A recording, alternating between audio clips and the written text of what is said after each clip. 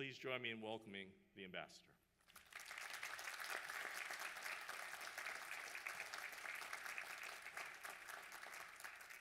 Thank you.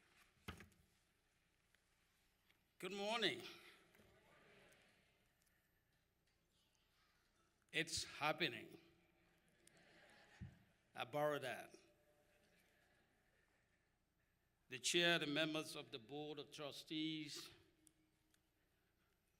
President Stadzinski, faculty and staff, officials of state and local government, distinguished invited guests, family, friends, members of the graduating class, ladies and gentlemen, I bring you sincere greetings and best wishes on behalf of President Ellen Johnson Sirleaf, the government and the people of Liberia, and the embassy in Washington, D.C. Let me recognize Liberia's Defense Minister, Brani Samukai, one of the proud parents at this commencement ceremony.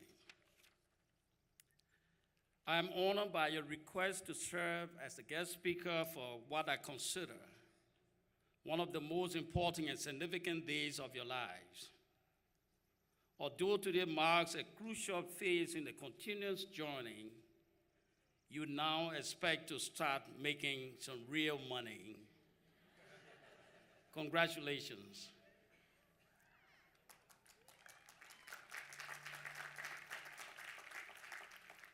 While it is true that all who are eligible don't choose education as an option, it's undeniable that those who do, like yourselves, are involved in the tremendous and accelerating experience, which starts today.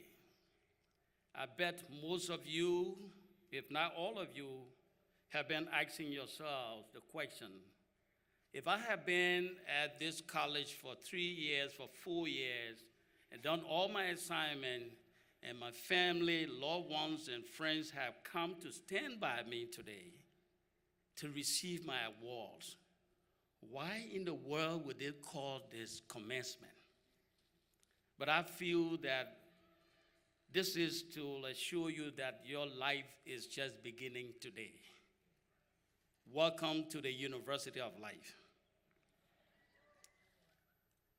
As we engage you in the next few minutes on how you could impact a global society, how you could impact your communities, how you could impact your country, permit me to share with you a brief story about my upbringing and how I have tried to impact my community. I was born onto subsistence farmers. Dad never educated, mom never educated. Born in the little rural Liberian village about 140 miles away from the capital city. A village without electricity, a village without water, a village without roads. I was born in this village, not in a hospital. So I don't have a birth certificate because I was not born in a hospital. Because of the nature of my village community, due to the lack of schools in my village community, I could not start school until I was at the age of 10. Meaning I started kindergarten at the age of 10 years old because there were no schools in my village. The only school that was in proximity to my village was 3.5 miles away. At that time, you had to grow up to be strong to walk 3 miles in the morning, 3 miles in the afternoon. That is the beginning of my story. And then on and on, without electricity, meaning that I was compelled to do my schoolwork only in the day because I didn't have electricity. But I persevered. Went on to high school, went on to college. Of course, my college school fee was paid by someone because my parents could not afford. But when I graduated and got the first job, I asked myself, how can I impact that village community? So I joined a lot of friends in Sweden and in Canada to raise money to build a school in my village. And as I speak to you today, there is a junior high school built in my village, providing opportunities to 715 other little kids that I thought did not have to wait to be 10 years old to start school.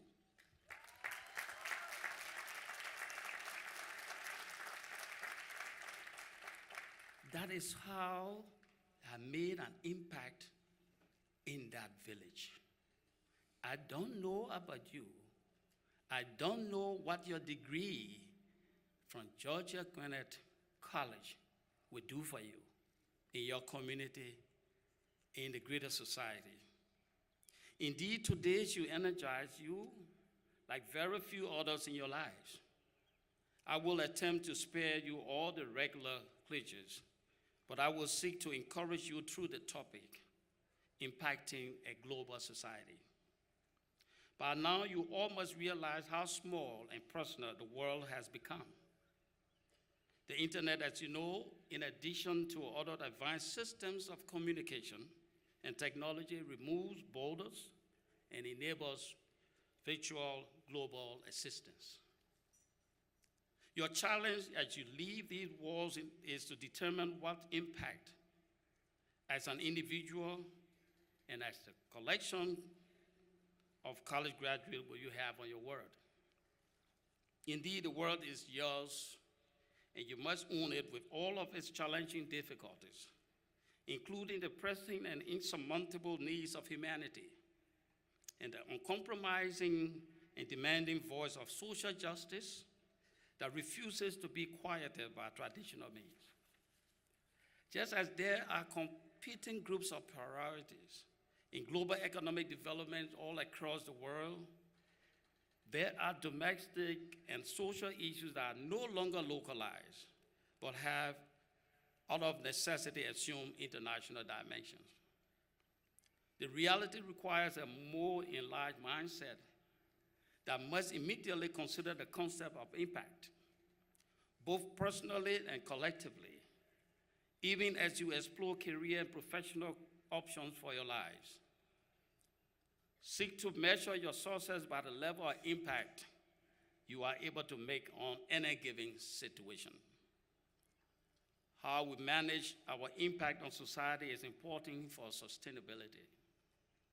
For example, the way industries manage social economic impacts have consequences for people's health, well-being, culture, and livelihood.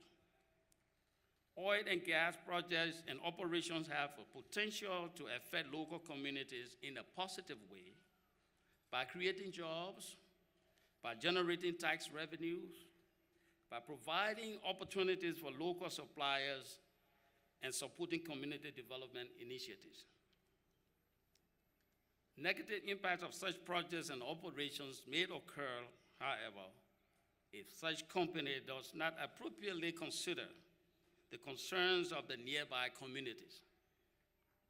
In our contemporary world, we are all aware of the tremendous impact the social media has on our culture, in business, on the world at large. Social media websites have revolutionized the way people communicate and socialize on the web.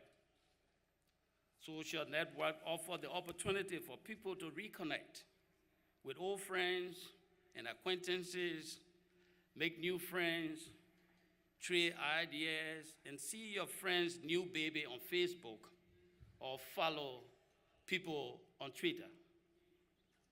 Certainly, there are many ways we can impact the world.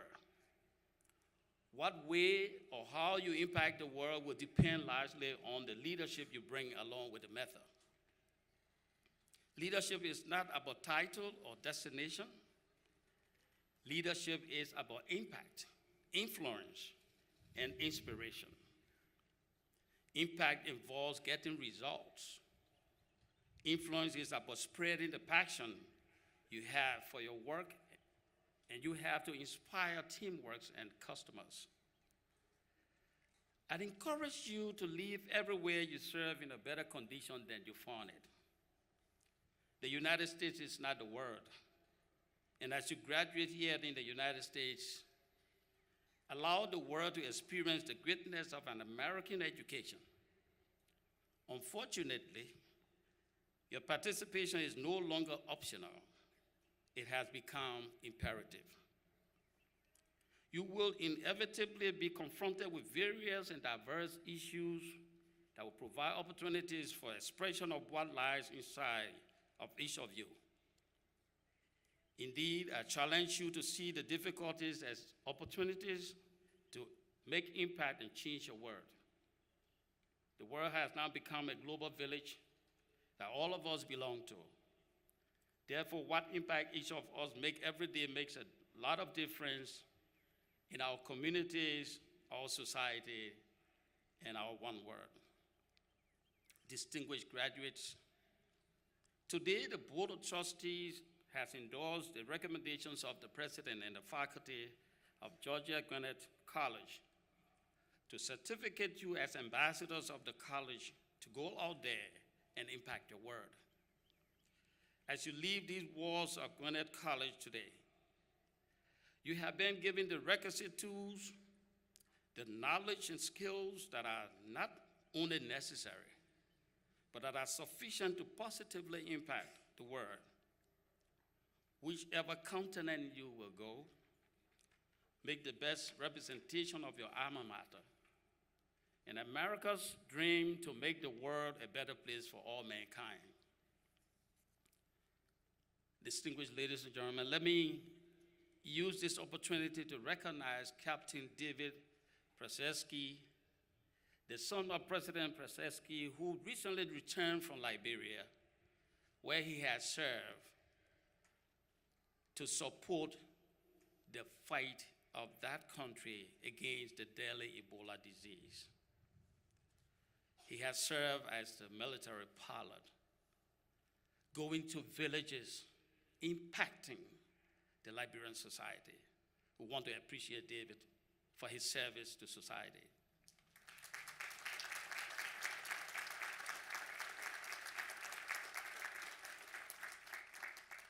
I should also like to recognize Ms. Michelle Samukai, the daughter of Liberia's Defense Minister, Brian Samukai.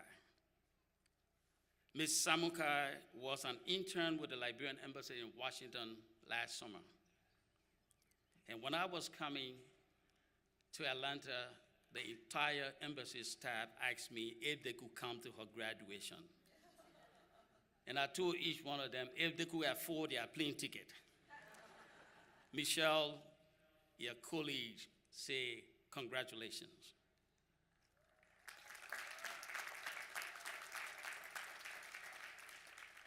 We are grateful to these two young people who have impacted the Liberian society in separate ways. Distinguished ladies and gentlemen, fellow academics, permit me to further use this occasion to extend, on behalf of the government and people of Liberia, immense thanks and appreciation to the people of the United States and the international community for the tremendous support to the fight of the deadly Ebola virus disease that attacked the West African region, specifically Liberia, Sierra Leone, and Guinea. The outbreak of this deadly disease in March 2014 and the robust response of the world is an example of this extraordinarily new global realization of which I speak. As a direct result of this, over 4,700 of our compatriots, including 92 healthcare workers, lost their lives whilst helping to save lives. In Sierra Leone, over 3,900 have lost their lives, and in Guinea, over 2,300 are reported to have died so far. When an infected individual traveled to Texas and infected others, the problem seen initially as an African problem instantly became a global health and security threat. Just as instantly resources in the form of funding, equipment, and personnel were connected to the fight, and within a reasonable time, Ebola succumbed, and as I speak to you, Liberia is now declared Ebola-free.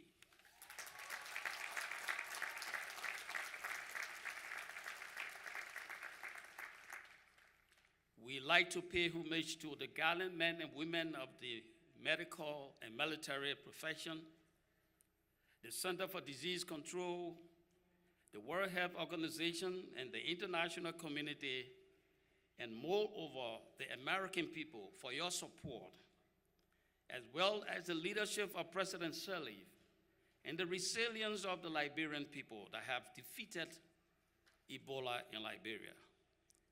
Thank you for impacting the Liberian society.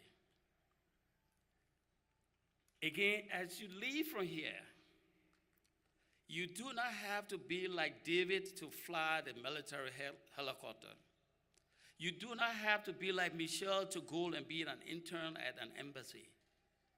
But you certainly can impact your little world, either at your place of work, in the bank, in the classroom, or with a humanitarian organization. Wheresoever you go, you now have the tools in your hands. You now have the requisite document. You have had the blessing of the board of trustees and your faculty who have endorsed you to go forth and impact your world. As I position to close my remarks, let me remind all of us here today that Liberia, this tiny country in West Africa, needs your help more than ever before. Liberia, founded by free American slaves in the 1800s, is of the size of the state of Ohio, but at least larger than Tennessee. With a population of 4.5 million, I guess that's half of Georgia. About 62% of the population comprise the youth between the ages of 15 to 35. Unfortunately, however, about 70% of Liberia's youthful population lack basic skills and training. Liberia's post-Ebola challenges include education, health, and infrastructure. Education and health are two top priorities of the government in its agenda for transformation. And Mr. President,